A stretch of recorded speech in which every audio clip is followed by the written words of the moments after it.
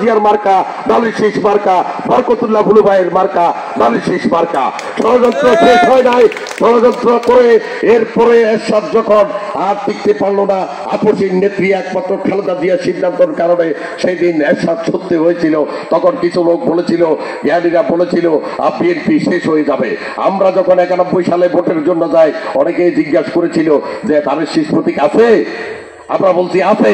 সেই দিন আপনারা বুকে বুক মিলিয়ে হাতে হাত রেখে মা বোনদের আপনাদের পবিত্র ইমানি দায়িত্ব আপনারা পালন করেছেন। এই দেশের মেহনতি মানুষের মার্কা ধানের শীষ প্রতীকে ভোট দিয়ে বেগম খালেদা জিয়াকে এই দেশের প্রথম নারী মহিলা প্রধানমন্ত্রী হিসাবে আপনারা অধিষ্ঠিত করেছেন। এরপরে সময় গড়ায় 111 তৈরি হয়, সেটাও জিয়া পরিবারের বিরুদ্ধে ষড়যন্ত্র। বেগম খালেদা জিয়াকে মেরে ফেলার জন্য আমাদের প্রিয় তারুণ্যের অহংকার ভারপ্রাপ্ত চেয়ারম্যান তারেক রহমানকে মেরে ফেলার জন্য এবং ওনার ছেলে, কনিষ্ঠ ছেলে আরাফাত রহমান কোকোকে মেরে ফেলার জন্য, সেই ধারাবাহিকতা ওনাকে টর্চারিং করে ওনার কনিষ্ঠ সন্তান জনাব আরাফাত রহমান কোকোর ব্রেন ড্যামেজ করে দেওয়া হয়েছিল। উনি মালয়েশিয়াতে গিয়েছিলেন চিকিৎসার জন্য, কিন্তু জীবদ্দশায় আর আমাদের মাঝে ফিরে আসতে পারে নাই। উনি এসেছেন লাশ হয়ে। এরপরেও বেগম খালেদা জিয়াকে বলেছিল আপনি বিদেশে চলে যান, আপনার কি দরকার আছে আমরা দেব, যা চান তা করব। উনি একটা কথা বলেছিলেন, বিদেশে আমার কোনো ঠিকানা নেই, এই দেশে আমার জন্ম, এই দেশে আমার মৃত্যু, এই দেশের 18 কোটি সন্তান আমার সন্তান, এই দেশের মা বোনেরা আমার মা বোন। তাই তারা 111 গভর্নমেন্ট টিকতে পারে নাই। সেদিন তারা কি করলো, বিএনপির নেতা কর্মীদের উপর অক্ষত অত্যাচার এবং আমাদের প্রিয় নেতা ভারপ্রাপ্ত চেয়ারম্যানকে অ্যারেস্ট করে ওনার মাজা ভেঙে দিয়েছিল। আজও উনিও সম্পূর্ণরূপে সুস্থ হয় নাই, কিন্তু ওনার দিক নির্দেশনা বেগম খালেদা জিয়াকে বাড়ি থেকে বের করে দিয়েছিল। উনি সেদিন চোখের পানি ফেলে গুলশান, আপনারা যারা টিভিতে দেখেছেন, পত্র পত্রিকায় দেখেছেন, সেদিন উনি চোখের পানি ফেলে বলেছিল আল্লাহ এটার বিচার করবে। ঠিক আছে, আল্লাহ ওনাকে দেখিয়ে দিয়েছিলেন যারা এটা করেছিল তারা ভাত খাওয়ার সময় পায় নাই, এক কাপড়ে এই দেশ থেকে পালিয়ে চলে যেতে হয়েছে, বাধ্য করেছে এই দেশের জনগণ। প্রিয় নেতৃবৃন্দ, আপনাদেরকে বলতে চাই, আরেক দল, যে দল ইসলামের বাণী নিয়ে আসে, তারা কি করেছে, ক্ষমতার লগে তারা এরশাদকে স্বীকৃতি দিয়েছিল 9 বছর স্বৈর শাসন করার জন্য। তারা আওয়ামী লীগের সাথে নির্বাচন করে আওয়ামী লীগের ক্যাবিনেটে গিয়েছিল। এই দেশের ক্ষমতা লোভী তারা বিএনপির সাথেও তারা গিয়েছিল।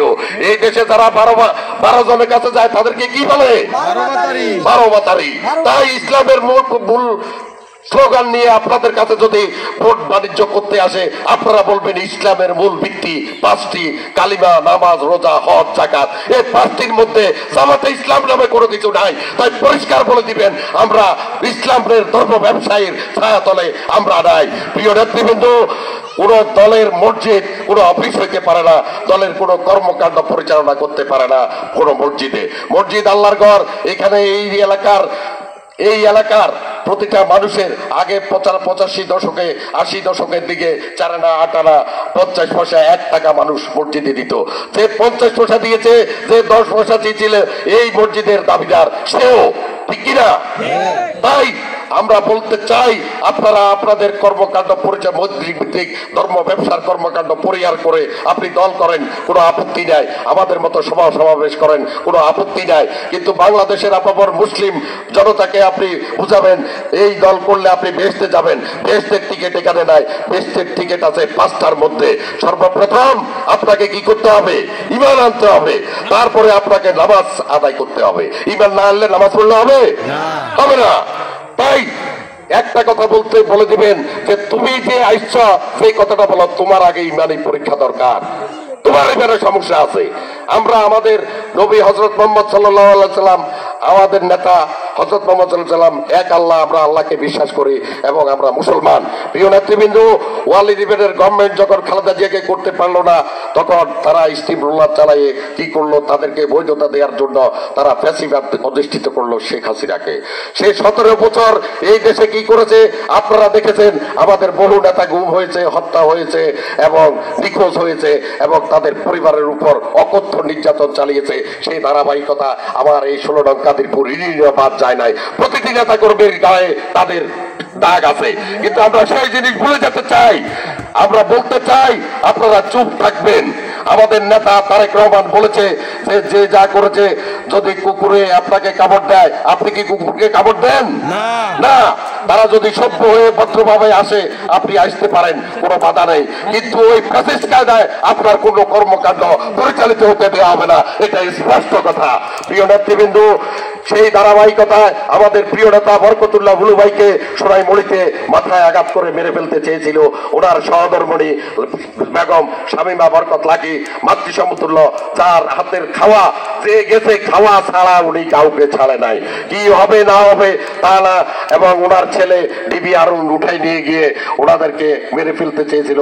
আজও ওনার ছেলে সানিয়া তাঙ্গেল আজও সুস্থ হয় নাই। প্রিয় নেতৃবৃন্দ, এরপরে যখন 17 বছর পরে জুলাই আন্দোলনের গণ উত্থানের মূলনায়ক আমাদের ভারপ্রাপ্ত চেয়ারম্যান তারেক রহমান যখন জুলাই 5 আগস্ট যখন এই সরকার ফ্যাসিস্টদের অধঃপতন হলো, পালিয়ে চলে গেলেন, তখন দেখা গেল নতুন ভাবে আমাদের দলের কিছু লোক এসি রুম থেকে এসে ওনারা নমিনেশন প্রত্যাশী।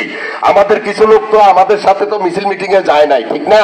17 বছর আমরা ডাকছি, এই ওয়ার্ড থেকে পাওয়া গেছে কয়জন? 5 জন বা 10 জন। এখন আসবে, তাতে আমাদের কোনো আপত্তি নাই, কেউ ভয়ে আসে নাই। তাকে মামলা স্বীকার করবে, তাকে জুলুম করবে, তার খাওয়া দাওয়ার উপর করবে। আপনাদের কাছে অনুরোধ থাকবে ওই সব ব্যক্তিকে আপনারা কোনো কথা বলবেন না, নেতৃবৃন্দরা বলবেন না। তারা আসবে, তারা দল করছে, ডরে করছে, ভয় করছে, গেছে। এখন আমাদের তখন তো আমরাও তো পালিয়ে বেড়াইতে হয়েছে, আমাদের নামে মামলা হয়েছে, আমরা সবাই জেলে চলে গেছি। প্রিয় নেতৃবৃন্দ, কিন্তু আপনাদের প্রাণের দাবি, তৃণমূলের দাবি, আমাদের স্পন্দন, আমাদের ভারপ্রাপ্ত চেয়ারম্যান তারেক রহমান বুঝতে পেরে এই পবিত্র আমানত নারীর শীষ প্রতীক আমাদের প্রিয় নেতা বরকতুল্লাহ বুলু ভাইকে নমিনেশন দিয়ে ওনার হাতে উঠিয়ে দিয়েছেন।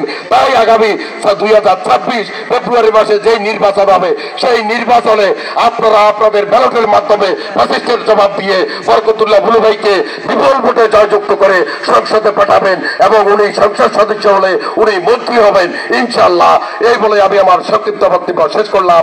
বাংলাদেশ জিন্দাবাদ, তারুণ্যের প্রতীক তারেক রহমান জিন্দাবাদ, আমাদের নেত্রী রাষ্ট্রনেত্রী বেগম খালেদা জিয়া, গণতন্ত্রের মা বেগম খালেদা জিয়া জিন্দাবাদ, বরকতুল্লাহ বুলু জিন্দাবাদ। আসসালামু আলাইকুম।